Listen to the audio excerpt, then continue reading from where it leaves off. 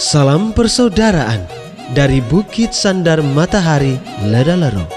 Kami menyapamu semua dalam senandung ucap salam dalam Sang Sabda.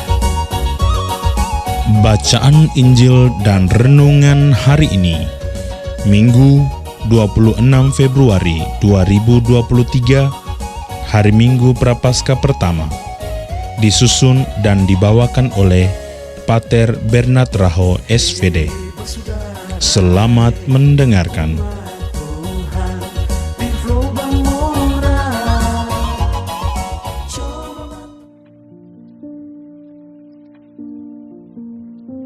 Bapak, Ibu, Saudara-saudari terkasih, salam jumpa kembali dalam renungan inspiratif Minggu Prapaskah pertama berdasarkan Injil Matius bab 4 ayat 1 sampai 11. Dosa manusia pertama. Bapak, Ibu, Saudara-saudari terkasih, beberapa waktu sesudah pertobatannya, Agustinus yang kemudian menjadi kudus berjalan-jalan di lorong-lorong kota Hippo, Afrika Utara. Tiba-tiba ia bertemu dengan seorang wanita pekerja seks komersial yang rupanya cukup lama menjadi teman Agustinus. Ketika wanita itu melihat Agustinus, ia berseru, "Agustinus, Agustinus, apakah engkau tidak mengenal aku lagi? Ini adalah aku." Tetapi Agustinus berjalan terus dan pura-pura tidak mau mendengarkannya. Tetapi perempuan itu semakin keras berteriak, "Agustinus, Agustinus, apakah engkau tidak mengenal aku lagi? Ini adalah aku." Kali ini Agustinus menoleh ke arah dia dan berdiam diri sejenak. Kemudian ia berkata kepada perempuan itu, "Ya, benar, engkau adalah tetap engkau, karena engkau belum berubah. Sedangkan aku bukan aku lagi, karena aku sudah berubah." Dengan ketegasannya, Agustinus berhasil menolak godaan perempuan itu, sehingga dia tidak jatuh lagi ke dalam dosa. Saudara-saudari terkasih, ketegasan seperti itu tidak dimiliki oleh manusia pertama ketika mereka digoda oleh setan. Cerita tentang kejatuhan manusia pertama kedengarannya seperti cerita untuk kanak-kanak, karena di dalam cerita itu ular bisa berbicara. Tetapi jauh di dalamnya terdapat suatu kebenaran mengenai mekanisme godaan itu sendiri. Proses godaan yang dialami oleh manusia pertama itu juga dialami oleh manusia pada masa ini. Hampir semua godaan mengalami proses yang sama. Cerita itu misalnya menunjukkan bagaimana ular itu memulai godaannya dengan berbohong. "Tentulah Tuhan Allah melarang kamu supaya tidak boleh makan semua buah yang ada di dalam taman ini." Padahal di dalam kenyataannya, Tuhan cuma melarang mereka untuk memakan salah satu buah pohon yang berada di tengah taman. Jadi bisa dilihat bagaimana penggoda memulai godaannya dengan penipuan.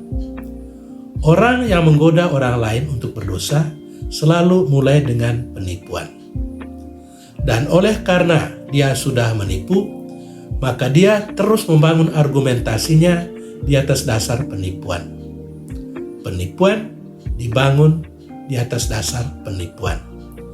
Karena itu, ketika perempuan itu memperbaiki tuduhannya dengan mengatakan, "Tidak, Tuhan melarang kami untuk makan buah yang ada di tengah taman dan menyentuhnya. Kalau kami melakukannya, maka kami akan mati." Mati? Mana mungkin? Pasti kamu tidak akan mati. Yang benar adalah bahwa Tuhan tidak mau supaya kamu mau menjadi seperti Dia. Wanita itu mendengar terus dan merasa terkesan dengan argumentasi ular itu. Disitulah letak kesalahannya.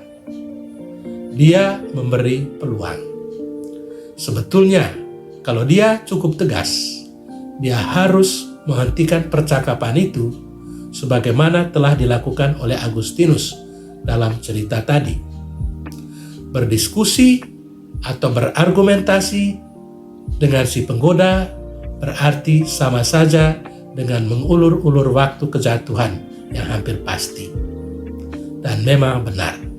Sesudah itu, wanita tersebut memakan buah terlarang itu sehingga dia pun jatuh ke dalam dosa. Cerita itu kelihatannya sederhana, namun mengandung pemahaman psikologis yang mendalam tentang kondisi manusia. Kita bisa membedakan yang baik dan yang buruk. Suara hati kita selalu mengatakan untuk melakukan yang baik dan mengelakkan yang tidak baik. Sayangnya, kita berulang kali melakukan hal yang sebaliknya.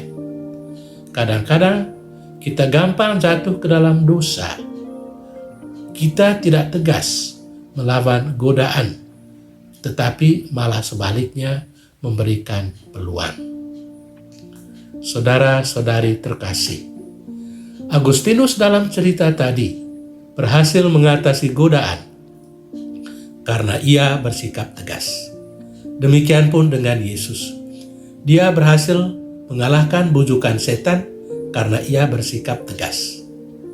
Dalam menghadapi pencobaan-pencobaan, tidak ada jalan lain selain bersikap tegas menolak. Kalau kita mulai tawar-menawar, maka kita memberi peluang kepada si setan untuk semakin kuat di dalam godaannya. Semoga pesan Injil hari ini mencerahkan kita dalam mengatasi godaan-godaan dalam hidup. Tuhan memberkati kita. Amin.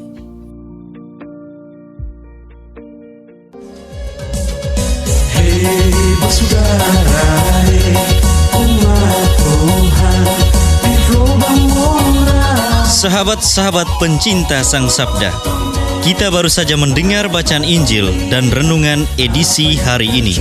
Sampai jumpa kembali pada edisi berikut. Terima kasih kepada Divisi Kerohanian website Seminari Tinggi Santo Paulus Ledalero. Semoga Sang Sabda menjiwai seluruh pengalaman hidup kita hari ini. Tuhan memberkati kita sekalian. Amin. Dalam satu hati, di dalam kasih Yesus.